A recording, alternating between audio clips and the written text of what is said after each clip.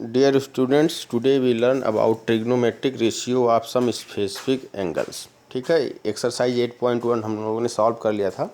अब एक्सरसाइज 8.2 के पहले ये टॉपिक है, तो कुछ स्पेसिफिक एंगल हैं, उनके ट्रिग्नोमेट्रिक रेशियो हमको देखना है। जैसे 0 degree, 30 degree, 45 degree, 60 degree and 90 degree. अब आप जानते हैं कुल ट्रिग्नोमेट्रिक रेशियो कितने हैं? 6 हैं। 6 ट्रिग्नोमेट्रिक रेशियो हैं। शॉर्ट फॉर्म में इनको हम sine, cos, tan, cosec, sec and cot कहते हैं। और एक चीज़ और ध्यान देने वाली बात है आपको कि साइन का जो अपोजिट होता है वो कोसेक होता है, कॉस का सेक होता है, टैन का कॉट होता है। ठीक है, तो अब अगर ये जो टेबल भी आप देख रहे हैं, ये लर्न करने के लिए बहुत मैं आसान तरीका बता रहा हूँ कि आप कागज़ कलम ले लीजिएगा, कॉपी में पहले से एक टेबल बना लीजिए। वर्टिकल लाइन में 0, 30, 45, 60, 90 ये 5 लाइन ड्रा कर दीजिए, इधर एक एंगल।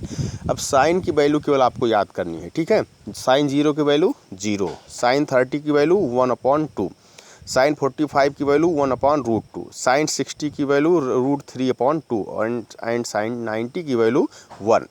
अभी जब साइन का आपने ट्रिग्नोमेट्रिक रेशियो के एंगल का वैल्यू रख दिया, अब कॉस में जब लिखिए तो इसी का उल्टा देखिए, जो अब उल्टा चल दीजिए। जैसे अभी आप लेफ्ट से राइट गए हो, अब राइट से लेफ्ट आ जाओ। जैसे यहाँ था 1 90 पर, तो 1 इधर लिख दिए, 1 इधर, फिर √3/2, 1/√2, 1/2, फिर 0। जो ये पहले आप साइन के लिए लिखे थे कास का, उसी का उल्टा कर दो। उल्टा मतलब क्या है? लिखने की दिशा, अपोजिट नहीं। फिर जब टैन की वैल्यू निकालना है तो टैन जानते हो कि sine upon cos, sine theta upon cos theta tan theta होता है। तो यहाँ पर जो साइन की वैल्यू है उसमें कॉस की वैल्यू से डिवाइड कर दोगे तो आपको टैन की वैल्यू मिल जाएगी। जैसे 0 टैन 0 की बात देखेंगे तो 0/1 मतलब 0, 1/√2/√3/2, यहाँ ये 2 कैंसिल आउट, 1/√3। ऐसे 45 का 1, साइन 60 का हो जाएगा, टैन 60 का हो जाएगा √3, और 1/0 जानते हैं नॉट डिफाइंड होता है, इनफाइनाइट, तो ये ठीक है। अब साइन कॉस टैन की वैल्यू आपने अगर लिख दिया तो अब साइन का अपोजिट कर दो, कॉस का अपोजिट कर दो, टैन का अपोजिट कर दो। जैसे 0 का अपोजिट मतलब 1/0, तो 1/0 नॉट डिफाइंड ये हो जाएगा कोसेक। 1/2 का 1/1/2 मतलब 2 हो गया। ठीक है, इस तरीके से आप ये लिखने की प्रैक्टिस कर लीजिएगा, ये टेबल लिख जाएगी। अब बात करते हैं question number 1। Direct sine 60 cos 30 plus sine 30 plus cos 60, इसकी वैल्यू निकालना है। तो कुछ भी नहीं करना है, जो टेबल से आप वैल्यू देखिए और यहाँ पर रख दीजिए। साइन 60 की जगह पर √3/2, कॉस 30 की जगह पर √3/2, का प्लस साइन 30 की जगह पर 1/2 एंड कॉस 60 की जगह पर 1/2।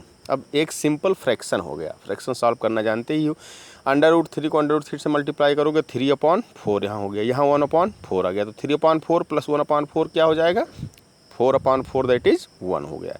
ऐसे दूसरा है 2 tan square 45 plus cos square 30 minus sine square 60। अब देखो tan स्क्वायर 45 तो कोई बात नहीं है, आप tan 45 की वैल्यू लिखिए, उसको स्क्वायर कर दीजिए। जैसे 2 tan स्क्वायर 45 है तो 2 × tan 45 की वैल्यू 1, तो tan स्क्वायर 45 है तो ये हो जाएगा 1 का स्क्वायर, तो 2 × 1 का स्क्वायर, प्लस ऐसे कास 30 की वैल्यू √3/2, कास स्क्वायर 30 है तो √3/2 का होल स्क्वायर। इस प्रकार से ऐसे वैल्यूज करके ये प्रॉब्लम सॉल्व कर लीजिए, इनको सिंपल फ्रैक्शन बन जाएगा। ठीक, थर्ड भी देख लेते हैं। Cos 45/sec 30 plus cosec 30। कुछ भी नहीं करना, टेबल से वैल्यू देखिए, वैल्यूज अपने आप याद हो जाती हैं। टेबल आपको लर्न होना चाहिए, हो भी जाएगा अगर आप जैसे मैंने बताया वैसे 2-4 बार आप प्रैक्टिस करोगे। तो ये कॉस 45 की वैल्यू 1/√2, सेक 30 की वैल्यू 2/√3 और कोसेक 30 की +2। अब ये देखिए, इनको आप ऐड किए तो मिल गया आपको √3/√2 + 2 + 2√3। अब जैसे क्लास 9th में आप पढ़े थे रेशनलाइजेशन है डिनोमिनेटर का, तो यहाँ भी वही रेशनलाइजेशन करना है ताकि नीचे जो है सर्ड में कोई वैल्यू ना आए। ठीक है, कोई भी करड़ी या सर्ड में जो कहते हैं √2 √6 ऐसे नीचे ना आए।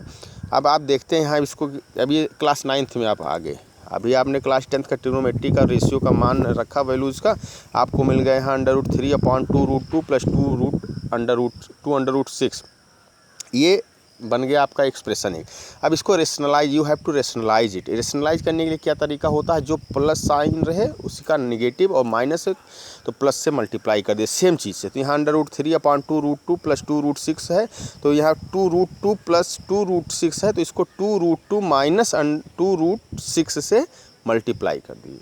ठीक, तो यहाँ से आपको ये मिल जाएगा और इसको जब आप सॉल्व करोगे तो आंसर इस तरीके से आपको मिल जाएगा। फोर्थ क्वेश्चन अगर आप देखिएगा, ये भी ऐसे हैं, sin 30 की सब tan 45 cosec 60 सबकी वैल्यूज यहाँ रख दीजिए और फिर इसको रेशनलाइज करना है। अब यहाँ ये रेशनलाइज करने के लिए हम आपको बता दे रहे हैं थोड़ा सा। जैसे ये दिया गया है कि आया लास्ट में मल्टीप्लाई करने के बाद जो है 4 + 3√3, तो अब यहाँ 4 + 3√3 है, तो मल्टीप्लाई करोगे यहाँ 4 - 3√3 से ऊपर नीचे। ठीक है, इस प्रकार से ये भी क्वेश्चन सॉल्व हो जाएगा। क्वेश्चन नंबर 2 देख लेते हैं। Choose the correct option and justify your choice. एक ऑप्शन दिया है, कोई बात नहीं, हम ऑब्जेक्टिव क्वेश्चन सॉल्व कर लेते हैं। वैल्यूज रखिए, पहला है 2 tan 30 अपॉन 1 + tan² 30। tan 30 की वैल्यू क्या होती है 1√3, तो 2 × 1√3 अपॉन 1 + 1√3 का होल स्क्वायर। फिर ये सिंपल इक्वेशन प्रॉब्लम आ जाएगा, इसको फ्रैक्शन की तरह सॉल्व कर लीजिए। जहाँ ये जाने पूरे एक्सरसाइज में ऐसे इनकी वैल्यूज रख करके आपको सॉल्व करना है। ठीक, अगर कोई दिक्कत होगी और सॉल्व करने में हमसे पूछिएगा। थैंक्स।